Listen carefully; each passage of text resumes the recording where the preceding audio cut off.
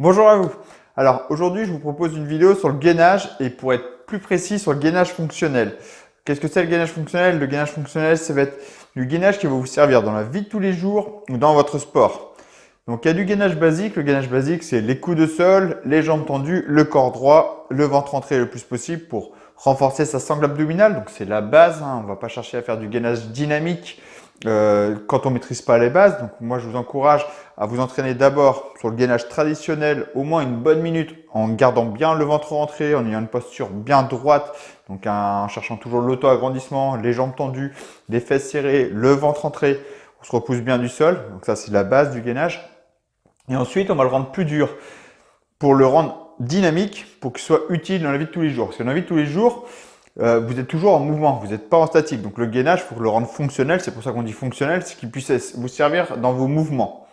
Alors je vais vous proposer deux vidéos, parce que sinon ça va être trop long. Je vais vous proposer comment renforcer votre gainage. Donc la première vidéo, ça va être des exercices pour rendre votre gainage plus fort, plus solide, et après le transférer sur des mouvements propres à la vie de tous les jours, donc debout. La première vidéo sera en position horizontale avec des exercices de plus en plus durs que vous pourrez rendre de plus en plus dur. Donc ça peut être intéressant si vous voulez juste renforcer votre gainage, améliorer votre sensation au niveau du gainage, vous rendre plus fort. Et la deuxième vidéo sera pour le rendre dynamique, donc surtout en préparation physique ou dans la vie de tous les jours. Hein, c'est très utile dans la vie de tous les jours pour le rendre vraiment en mouvement. Parce que dans la vie de tous les jours, vous n'êtes pas toujours en position horizontale, vous êtes debout en train de faire des mouvements. Donc ça va être ça l'idée. Donc le gainage dynamique va servir vraiment encore une fois à tout le monde. Il va servir à tout le monde. C'est impossible de se lancer dans une activité physique et chercher de belles performances sans faire de gainage. Vous pouvez vous entraîner au développé couché et faire les meilleures performances possibles au développé couché. Si vous n'avez pas un bon gainage, vous ne serez pas à 100% opérationnel. Le gainage, c'est ce qui va améliorer votre transfert de force. Alors, c'est connu pour le ventre plat, mais c'est aussi connu pour le maintien du tronc solide. Donc, ça va vous protéger. Donc, ça va protéger la colonne, ça va vous protéger des blessures, ça va améliorer votre posture, qui va servir de rôle de protection aussi. Et c'est ce qui va aussi aider au transfert de force entre le bas et le haut. Quand vous faites une action sportive, peu importe le sport, une action sportive, si vous n'êtes pas bien gainé, il y aura forcément une déperdition de force. Vous allez perdre un peu de force dans la fin de votre mouvement. C'est valable au foot, c'est valable au basket, au hand, en boxe, dans tous les sports, c'est valable. Donc c'est important d'avoir un bon gainage pour avoir un transfert de force vraiment à 100% efficace. Et donc voilà, ça va servir à tout le monde. Donc maintien de la posture, protection des blessures, donc ça va limiter fortement le risque de blessure et améliorer le transfert de force. Donc c'est parti pour aujourd'hui, je vous propose plusieurs exercices au sol et je vous retrouve tout de suite après. Alors voici un exercice classique, je vous ai déjà montré, donc les mains dans les sangles. Donc là l'intérêt c'est que les sangles ne touchent pas du tout les épaules, donc je suis obligé de chercher à me stabiliser. Avec des mouvements de genoux pour me rendre encore plus instable.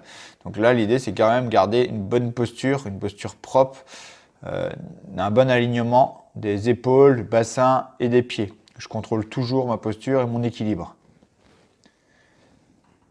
Donc l'exercice d'après, là, cette fois-ci, les mains au sol. Et là, je vais chercher à me rendre en difficulté avec les genoux sous le bassin ou genoux sur les côtés. Encore une fois, c'est un classique, celui-là aussi. Je vous l'ai déjà montré. Donc là, l'idée, c'est contrôler vraiment son gainage, renforcer son gainage. Donc là, on va vraiment jouer sur l'instabilité. Là, je suis les mains sur une planche instable. Donc là, vous voyez, la planche, elle bouge, elle n'est pas du tout une planche d'équilibre, elle n'est pas du tout stable. Donc je cherche à toujours me stabiliser et j'augmente la difficulté en ramenant en plus les genoux sous le bassin, mais en corrigeant toujours mon gainage. Donc le bassin ne s'écroule jamais. J'ai toujours un bon gainage contrôlé. Donc là, ici, c'est le gainage, mais pour les lombaires. Donc je cherche à décoller les bras du sol et chercher à maintenir l'alignement des chevilles, genoux, bassin, épaules toujours correct. Et là, j'augmente l'instabilité en ramenant les talons près des fesses qui va aussi mettre beaucoup de tension sur les ischio-jambiers. Donc là, je vais travailler les ischio-jambiers, l'arrière des jambes avec en plus un gainage contrôlé. Donc là, c'est un gainage lombaire mais aussi ventral pour contrôler mon bassin qui ne pivote pas d'un côté ou de l'autre. Un peu plus dur en fait. Au début, j'ai fait pied écarté. Le fait de resserrer les pieds, d'avoir moins de surface au sol et moins d'écart entre les pieds, ça rend l'exercice beaucoup plus compliqué aussi. Donc là, de façon contrôlée aussi, je cherche à ramener les talons près des fesses en contrôlant le mouvement, en contrôlant mon gainage. Donc c'est vraiment important parce que le faire juste comme ça, c'est pas trop compliqué. C'est le gainage qui va être important, garder sa posture droite. Donc là, encore une fois, sur un gainage lombaire, donc là, les mains dans les sangles, je suis décollé du sol. il n'y a que un talon qui est au sol, on alterne en fait et j'amène un genou au-dessus du bassin. Donc là, il va y avoir de la mobilité de la hanche et surtout un gainage contrôlé et un jeu d'équilibre important. Parce que là, on va vraiment avoir tendance à partir sur un côté ou sur l'autre. Donc là, un gainage que j'aime beaucoup. Donc le corps droit, le corps le plus aligné possible, les jambes tendues, gainage propre. Et là, je vais chercher à tirer le coude en arrière. Donc je me laisse tirer par l'élastique et je tiens le coude en arrière sans qu'il y ait de mouvement d'épaule. Vous voyez, l'épaule ne se décolle pas du sol ou ne tombe pas du sol.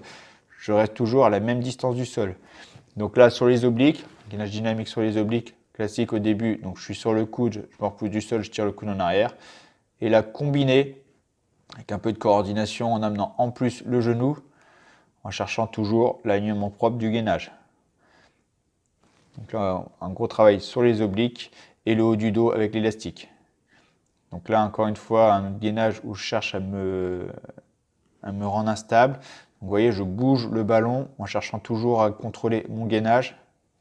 Quand je parle de contrôler le gainage, c'est surtout la cambrure du dos. C'est ça que je parle surtout de la cambrure du dos. La cambrure du dos ne doit pas changer. J'ai toujours les fesses serrées, les cuisses contractées, la cambrure du dos ne bouge pas. Donc là, la version beaucoup plus dure, les pieds dans les sangles et les coudes sur le ballon, enfin les avant-bras sur le ballon, et je maintiens mon équilibre et mon gainage. Donc voilà, vous avez plusieurs exercices à faire au sol. Donc encore une fois, ça va servir à améliorer votre gainage, à rendre vos exercices de gainage beaucoup plus durs pour le rendre beaucoup plus fort. Donc si vous cherchez juste la sensation musculaire, ça va être l'idéal. Après, c'est surtout aussi rendre utile pour rendre plus fort, pour passer à du gainage dynamique en position debout qu'on verra la semaine prochaine. Donc c'est tout pour aujourd'hui. Si les exercices avec élastique vous intéressent, dans la description, je vous mets un lien avec 21 exercices avec élastique offerts. C'est un PDF offert, vous avez juste à rentrer votre mail et moi je vous l'envoie directement par mail. Et c'est tout pour aujourd'hui. J'espère que cette vidéo-là vous a plu. Si c'est le cas, n'hésitez pas encore une fois à liker, à partager et à commenter. Et si ce n'est pas déjà fait, pensez à vous abonner pour être mis au courant de toutes les prochaines vidéos que je mettrai en ligne. Ciao!